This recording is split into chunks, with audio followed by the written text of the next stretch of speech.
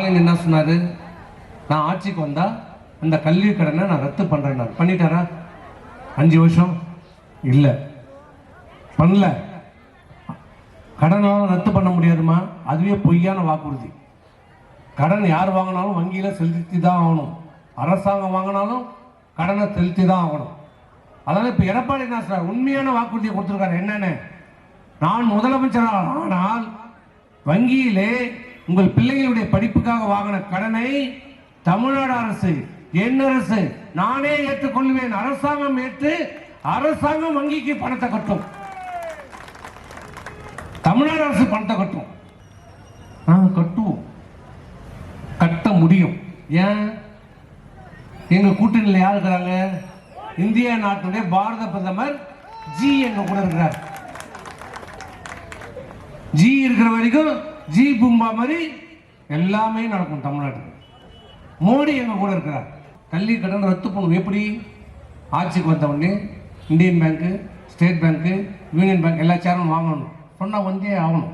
Chairman வர முடியாதுன்னு சொல்ல முடியாது. இப்ப ஸ்டாலின் கூட்டம் அதை நீங்க வேலையை பாரியா போயாண்டுவோம். ஆனா நாங்க கூட்டம் சார் வந்துடும் சார். ஏன்?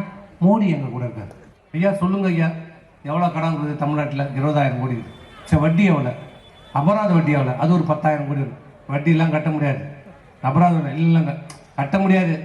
தள்ளுபடி பண்ணி தான் ஆகணும். பண்ணுவாங்க. ஏன்? மோடிஜி எங்க கூட இருக்காரு. வட்டியே தள்ளுபடி பண்ணிடுவாங்க. அசல் எவ்வளவு? 20,000 கோடிலாம் எங்களால் கட்ட முடியாது. அதுல ஒரு 5,000 கோடி தள்ளுபடி பண்ணுவாங்க. பண்ண வைப்போம். மோடி எங்க கூட இருக்கிறார். அப்புறம் 5,000 நாங்கள் மொத்தமாலாம் கட்ட மாட்டோம். 5 வருஷம் தவணையா தான் கட்டுவோம். அது வருஷத்துக்கு 3,000 கோடி, 5 வருஷத்துக்கு 5,000 கோடி கட்டுறோம். கொடுப்பாங்க. இதெல்லாம் இப்ப சொன்னது ஜாலியா சொன்னேன், உங்களுக்கு புரியணுன்றதுக்காக சொன்னது. இது நடைமுறையும் அதான். ஒரு தனியார் நிறுவனம் ஒரு 5,000 கோடி பேங்க்ல கடன் வாங்கிட்டா அந்த கடன், அந்த நிறுவனம் நஷ்டத்தில் போயிடுச்சு, முடங்கி போச்சு, திவால் ஆயிடுச்சுன்னா கொடுத்த வங்கியெல்லாம் உட்காந்து பேசுவாங்க. அவருக்கு ஒரு வாய்ப்பு கொடுப்பாங்க. கடைசியா அந்த லோனை ரீஸ்ட்ரக்சர் பண்ணுவாங்க. அந்த வட்டி அபராத வீட்டில் தள்ளுபடி வாங்கினாங்க. அசல்லையும் கொஞ்சம் குறைப்பாங்க.